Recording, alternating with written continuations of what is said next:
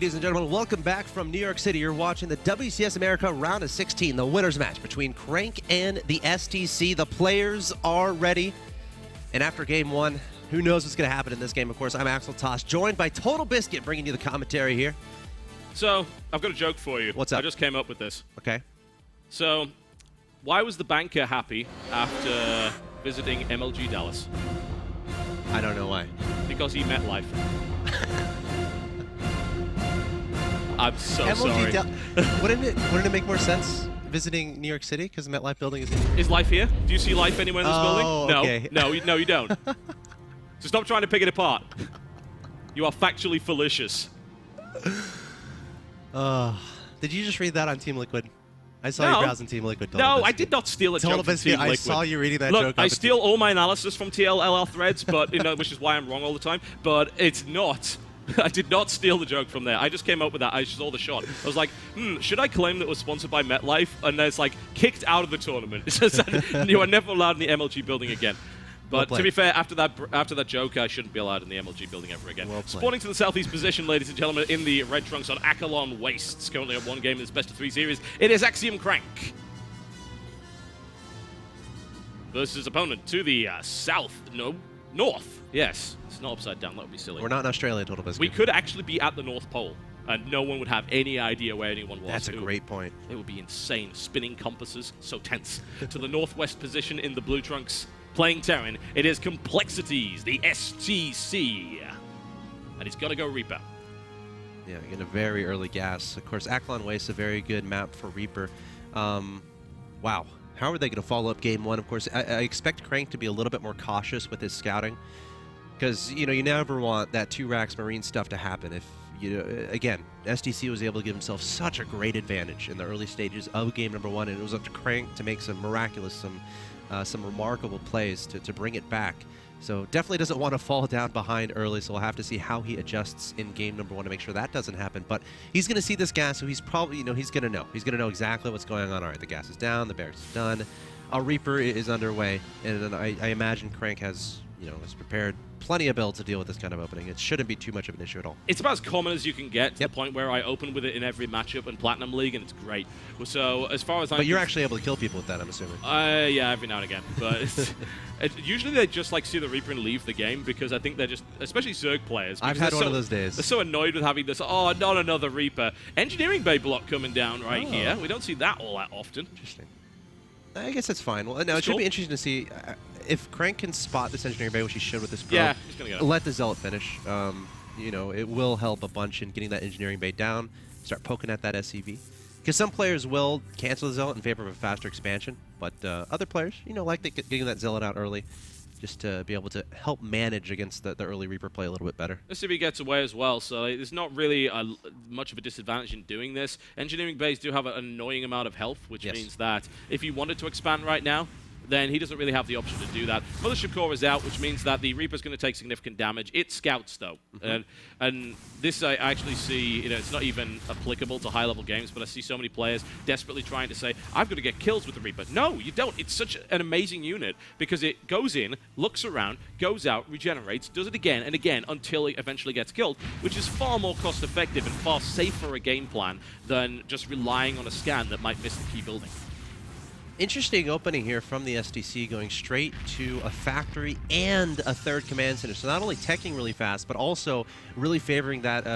Actually, that's his natural expansion. Excuse me. So yes, very. I thought it was a third. If that was a third and a factory, I was like, all right, but this isn't STC. This is the insane cheating AI. There's no way he has that much. For some reason, I thought there was a command center at the natural, but no. A very standard play so far here from the STC.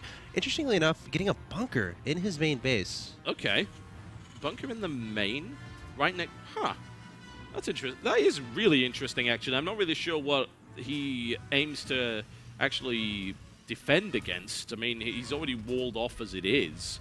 Is the supply depot coming in right there? Let's be honest, Crank is famous for Zealot run-bys. And he just canceled it. Yeah, it's bunker economy in action right here. He's super safe, I guess. Yeah, I'm not really sure what that was all about. He may have actually built a bunker instead of a supply depot. He was actually coming up on supply block. He may have just built the wrong building. Because you see, he cancelled it, then built the supply depot right next to it. Maybe that's a possibility, but, hey, we probably shouldn't obsess over that too much. not going to have a huge impact on this game. Behind this Crank, adding on 2 forges here. Nothing scary happening early again to really deviate him from his normal plans. Getting the robot, very safe play, getting the observer, spotting with the mothership core, seeing what we can figure out across the map. And we're going to see a little bit of drop play here from the STC involving Widow Mines and Hellions potentially as well. There's only one Widow Mine on the field, and he's going for Hellions. So I've actually seen a resurgence of popularity in this very old school style. And there's a couple of ways you can play it. The first way is to menace the natural with normal Hellions, and then drop a Widow Mine and some Marines into the main while you draw your opponent out of the position.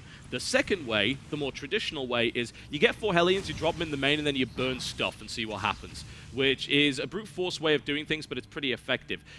It may cause problems, though, because Crank actually has positioned his forges in a really smart place, which is going to mean that you can only really drop from a dangerous position if you want to get in. I mean, look at this Sim City. Actually running Hellions in here could be really difficult to do.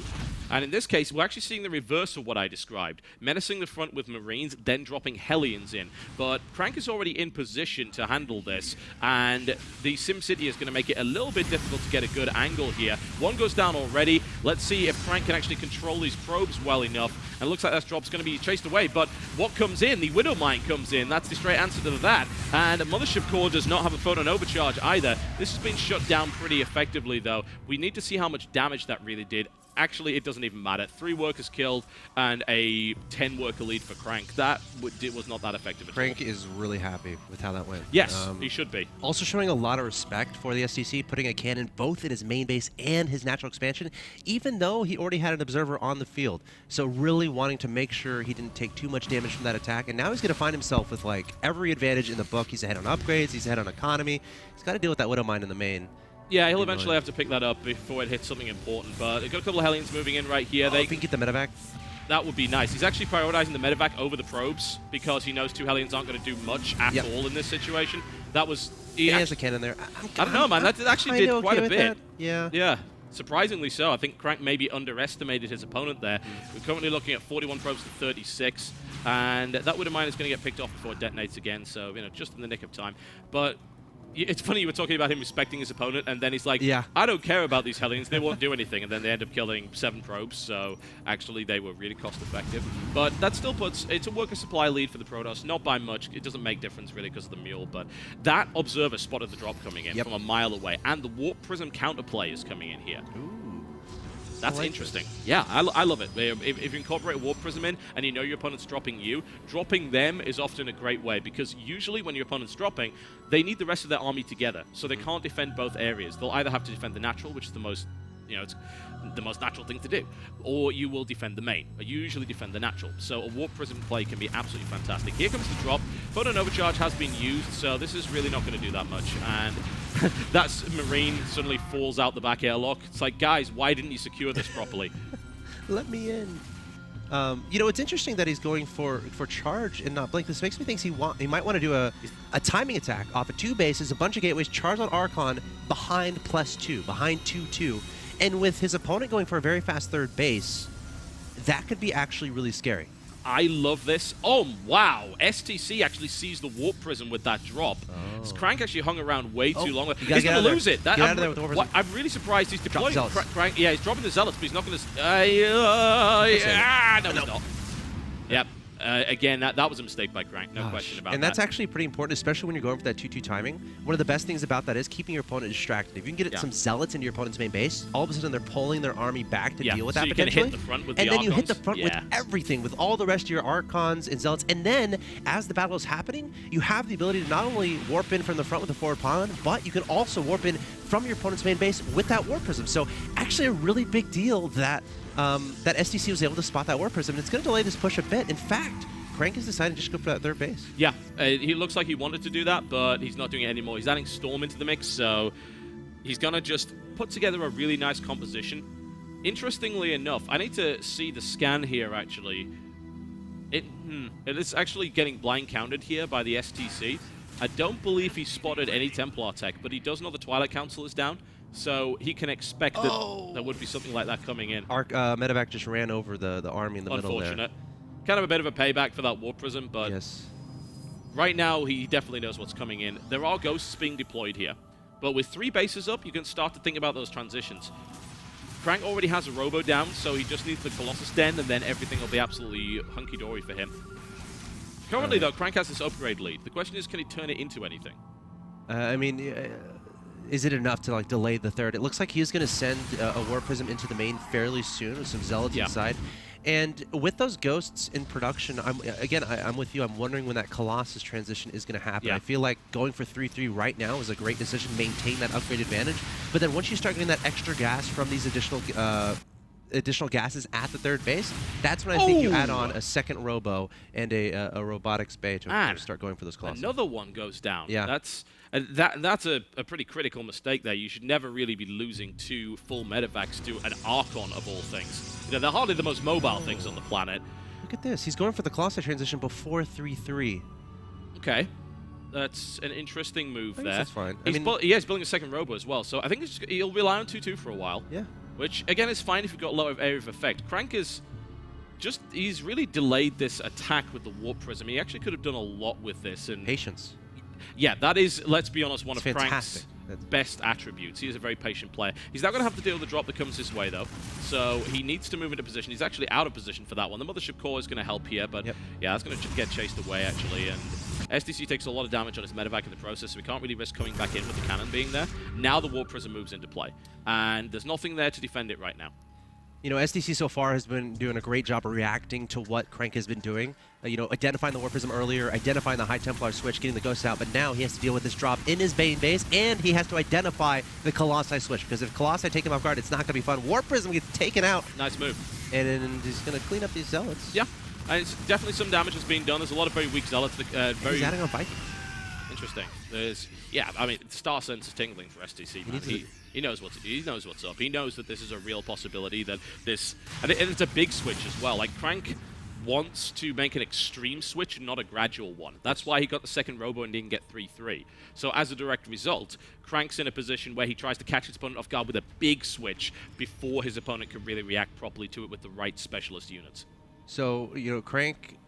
STC, I should say, just now equalized the upgrades. So they're now both at 2-2. Neither player going into the 3-3 just yet. Ooh. Yeah, it missed the MP right there, which is unfortunate. Storm goes down and weakens a lot of his units. Medevac count is pretty decent, though, so that shouldn't be a problem. There's still plenty of EMP energy here. We are going to have to see those Colossi out pretty fast. He looks like, nice snipe there. He's going to pressure the third base. Those 2 Colossus will not be out, so there'll be 2 Colossi here. There are only 2 Vikings, so the Colossi will be very effective here.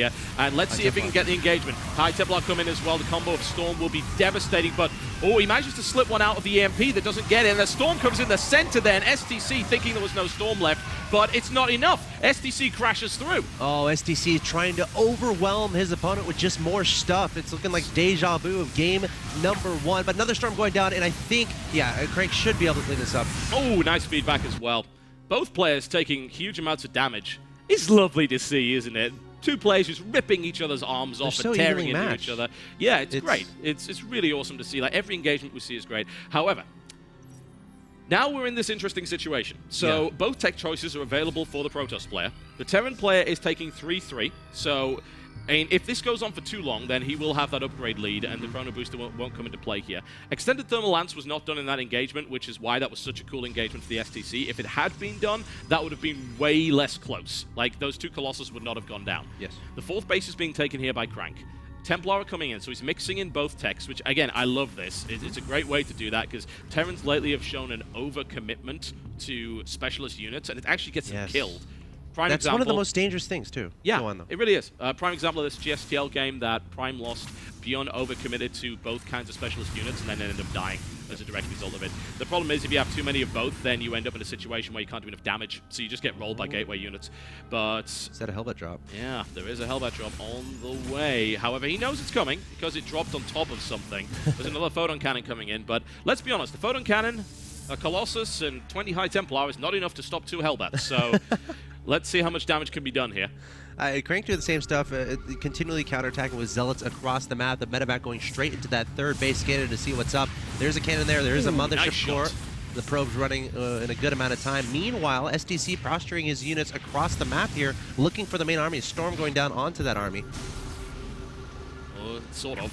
It was kind of on the army. Yeah, It was well, a little bit behind. A yeah. little bit of Not so great. You got, marauders yeah, and fire bats. I mean, you got to be quick when it comes to dealing with that. Those zealots on the wishing. high ground. It's really cool. That Yeah, I love that. Like, he's not going to get anything else out of it because I don't think there's any storm energy there. That's unfortunate. But yeah, I love the notion of popping that on the high ground, doing damage with it.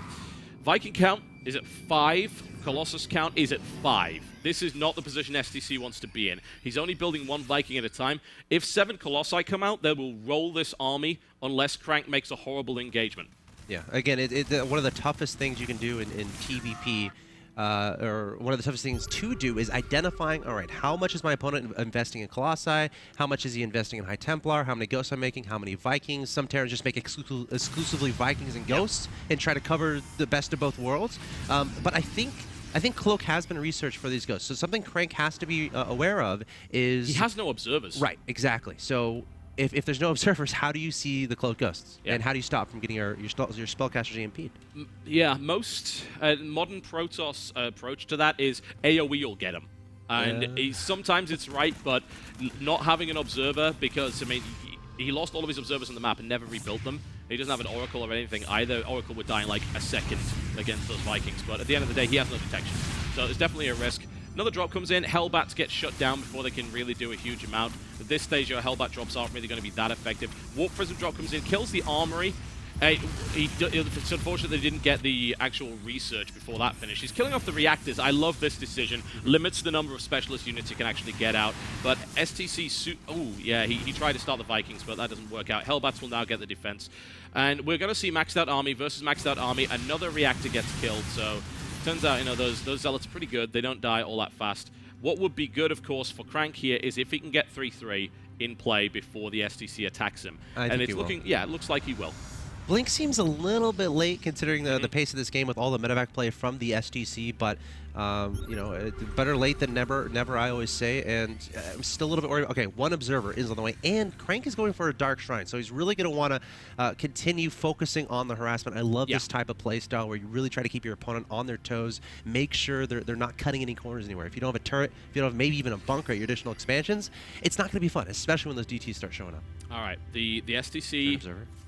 Where is the... the Templar on the high ground. It can feed back. 1, 2, 3 pop already. Oh, and an EMP misses as well. You called it right, man. That you love that Templar on the high ground, and as do I. It is standing watch. Where's the... Yeah, the Cloak Ghost again.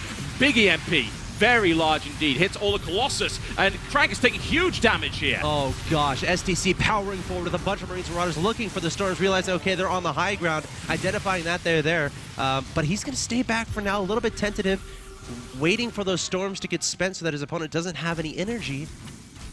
And this could be a great situation for the STC. Yeah, it's really good. He's trying to... What I'm still concerned about is that there is definitely still Storm energy. There's actually a lot of it, and he's looking to try and clear out. And where are the medevacs? He's got 1 medevac. Storm could kill everything here, or even charge. Look at the Marauders fall. He takes out the 3rd base, though, and is now able to retreat. So nice move for the STC there. That could have been disastrous for him. That was so risky. It's a little bit tricky because he's on 4 bases. He can definitely make that bio army really, really fast. But again, you don't want to lose your entire army in one fell swoop, even though you take down an expansion. So yeah, a very dangerous potentially position there for the STC, but able to take down that expansion, able to back away, and a really good pick off there. But you know, as it stands, no one has a significant advantage. I think this could still go either way.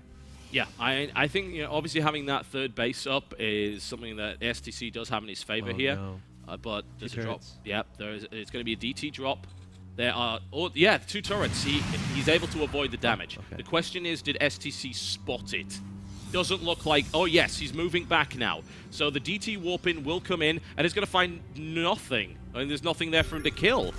Yeah, there's a scan. Of course, going to go after add-ons, hoping his opponent, I guess, didn't have scans, hoping there's no turrets there. But STC doing a great job identifying that as fast as possible. Another DT heading toward the 3rd or 4th base, whatever you want to call it here. Doing pretty well for itself. Both getting a decent amount of SCV kills. So Crank doing a great job here. Again, he just lost that expansion, so it's so important to turn around and get that economic damage back done to your opponent. Put him on his toes. Crank with a great decision there. Yeah, this game is so even. The economic advantage was in STC's favor after losing losing all those workers, maybe not so much. But bear in mind the amount of orbitals that STC is rocking here. He will be able to replenish that. We are still in a situation where good engagements are all that really matter. These guys are so evenly matched. There are ridiculous numbers of ghosts. A great storm comes in. Like, these Templar are everywhere. Like, yeah. and the medevac count is not that great either. He lands another storm here. The Colossus doesn't die from that. Those shield upgrades are really helping him out here. And another storm comes down. This is really nice. Can he get another? He does, and kills a lot of units here. This is turning into his game against Beyond. Another one comes in. A great storm comes down again. That does a lot of damage. It's really working the medevacs. A feedback comes in. Look at what he's doing. He's picking... There's no medevac energy. There's barely any whatsoever. This is a perfect opportunity for Crank to engage. He has warped in. He's going for a zealot flank from the pylon at the side, and he's going to engage at the same time. Is he actually? He's going to run by and just engage. He thinks he's got this.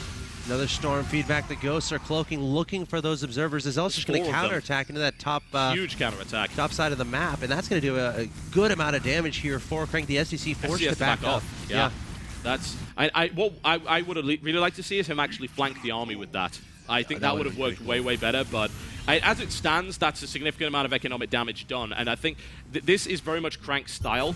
What he likes to do is he likes to drain a Terran dry through run-bys. Dart Templars, anything you could possibly do. Pick your opponent to pieces economically while keeping your own economy safe. Then take an engagement, and even if you lose it, you just warp in more units because your opponent can't rebuild. And in fact, Crank now takes out this base as well, and this is looking good for him. Bear in mind, of course, still up against a very big, scary army, but the economy of STC is in tatters right now. If Crank takes a bad engagement, he could still lose this, but things are looking pretty good. Big storm onto the army in the middle of the map, and another storm going down. Gosh, ferocious storms here from no Crank. medevac energy. They're all so drained. Zealots continuing to counterattack across the map. Crank is everywhere. STC trying to make something happen. Now, he knows his opponent's army's in the bottom left, so he knows that this top right base is going to be exposed. Probably going to sprint up there. Actually going to peel off and go to the space in the middle right. Crank hastily returning back to try to deal with this, coming forward with a bunch of zealots. Another storm from the high ground. Crank trying to deal with this as optimally as possible. Ghosts going to be cloaking, but there is an observer here taken down immediately. But Crank, I think he's going to be happy with this Crank is going to butcher this army. It's too worn down. It's marched too far. It's had no medical attention. It didn't get its Wheaties this morning. It is murdered mercilessly by the Protoss. 173 supply to 70. A patient build. This is a massacre now for Crank. He is exactly where he's comfortable. 30 minutes into the game with all the tech he could ever need. Doing run-bys all over the map. Flanking with Templar. It's a GG, and that is what I mean to say when I say GG, man. It was a good game. Crank makes his way through as first in the group. He's actually going to be quite sad about that, because that means he's going to now have to face Alicia in the round of 8. Oh, is that how it works? I believe so. If it's GSL format, it will be that. We'll obviously have to confirm that with the admins after this, but Crank takes a solid victory over the STC there, 2-0. So well played. Yeah. There's no way I could not sound biased when I said that Crank played a phenomenal game there. Crank is super patient, and he's every Terran's worst nightmare as a result. This is why he was so successful against Beyond in their GSTL match with Prime. He just picked his opponent apart really, really slowly, just taking him to pieces, taking only optimal engagements, playing safe, flanking with storms where he could, getting the feedbacks where he could, and then setting up for the ultimate takedown, where he's forced his opponent to attack in the worst possible time, worst possible position, and then just obliterates him in one swoop. You know, the two things I love the most about Crank's play was just the positioning of the High Templar. That's like just so important in PvZ. Those are instrumental. The storms have to be huge. You can't let the ghosts get out of control, because then you're going to die. Crank leaving High Templar on random high ground locations, all around the map, not just restricting himself to one area, and then of course the counterattacks as well. Actively making those warp prisms, sending them across the map. Okay, one died. Sending another one out. Okay, one died. Sending another one out. Just continue with that, and then going for the constant again counterattacks with those zealots, having pylons all across the map, and of course being able to recognize when he's, at least relatively safe from a push, so we can actually afford to spend, 10 to 15 supply across the map trying to go for those counterattacks. Yes, and the worst thing you could possibly do is do a run-by when your opponent's about to attack you. Yes. It sounds like a cool idea in theory until you realize your army has 15 supply or even 20 supply that's not there. And Crank, doesn't mess around with run buys, man. He likes to do it with 12 zealots, not 3. Yeah. So it tends to be kind of a big deal if he messes that up. And I've seen him lose in the past as a result of overdoing the run buys. But he played a really patient game there, a very knowledgeable game, and a very intelligent one. And STC played really well, but it became obvious, I think, after about the 20-minute mark that slowly STC was getting worn down, and he didn't really have the answers he needed. Yeah, STC, well-fought series. At Game 1, I thought he had it. Game 2, you know, he did a great job dealing with the hand he was dealt and just unfortunately unable to make it past Crank. But he's going to be waiting in the losers finals match to play the winner of Apocalypse and Moonglade. Again, congrats to Crank for advancing to the round of 8 at WCS America. Guys, coming up next, we have the losers match. It's going to be between Moonglade and Apocalypse. The winner advances on to play the STC, and the loser will be knocked to the Challenger League of WCS America. Guys, stay tuned. More StarCraft 2 coming up next.